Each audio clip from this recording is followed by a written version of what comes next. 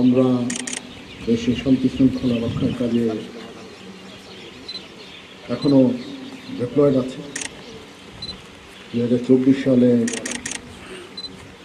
20শে জুলাই থেকে আমরা এই কাজ করে যাচ্ছি, এখনও আছি। এখনও 16-17 হাজার সারা বাংলাদেশের 62টা জেলায় আছে। তো আমরা অনেক সৈনিক আমরা উইথড্র করেছি, বাট এখনও সম্পূর্ণ উইথড্র হয়নি।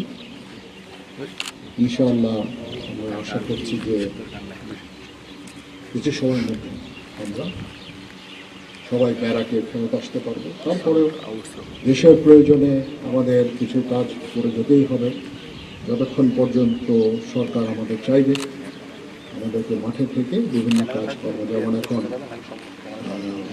ফুয়েল ডিপোগুলোতে আমাদের ডিপ্লয়মেন্ট আছে।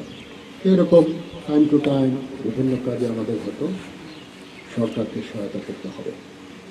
তারপরেও মোটা দাগে আমাদের যে প্রধান কাজ ক্যান্টনমেন্টে ফেরত এসে প্রশিক্ষণ করা, যুদ্ধের জন্য প্রস্তুতি, আমাদের নিজস্ব যেই পদ্ধতি আছে, নিজস্ব ওয়ে আছে, সেগুলোতে আস্তে আস্তে আমাদের শুরু করতে হবে কাজগুলো। তো এই জন্য ফায়ারিং অত্যন্ত গুরুত্বপূর্ণ। আমরা এতদিন ফায়ারিং সেভাবে করতে পারিনি, এখন ফায়ারিং কম্পিটিশন হলো। আমি যে রেজাল্ট আমি দেখলাম, ফায়ারারদের যে দক্ষতা দেখলাম, আমি অত্যন্ত আশান্বিত যে এতদিন ফিল্ডে থাকার পরেও আমাদের ফায়ারিং সক্ষমতা কমেনি। এটা একটা ভালো লক্ষণ। আমাদের আস্তে আস্তে এরকম আরও ট্রেনিং ইভেন্টগুলো আস্তে আস্তে শুরু করতে হবে এবং আমাদের যে কাজ প্রশিক্ষণ, যুদ্ধের জন্য প্রস্তুতি, সেনাবাহিনীকে যুদ্ধের জন্য প্রস্তুত রাখা, এটা মোরাল ঠিক রাখা, ডিসিপ্লিন ঠিক রাখা, সেই কাজগুলো আমরা শুরু করছি ইনশাআল্লাহ। আমি মনে করি যে প্রত্যেকটা ফিল্ড কমান্ডারের কাজ হচ্ছে ফিল্ডে ট্রুপদের সাথে ইন্টারাকশন করা, তাদের সাথে ট্রেনিংয়ে থাকা, তাহলে ট্রেনিংয়ের মান অনেক উন্নতি হবে, ট্রুপসের মরাল বৃদ্ধি পাবে। এই কাজগুলো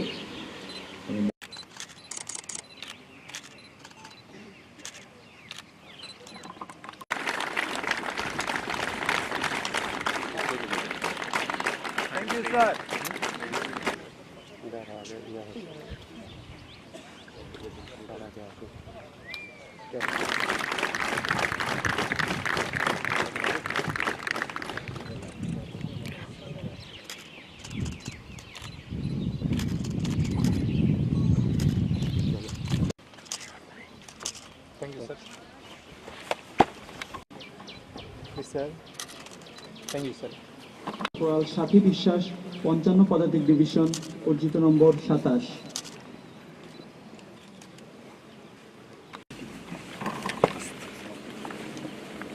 সৈনিক মোহাম্মদ তানভীর হোসেন, 10 পদাতিক ডিভিশন, অর্জিত নম্বর 30।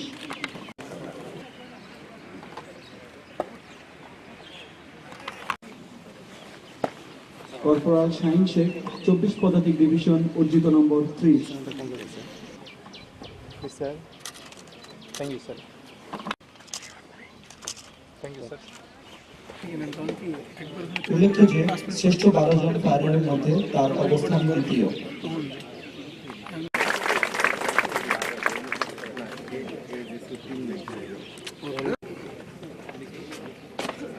ব্যবস্থা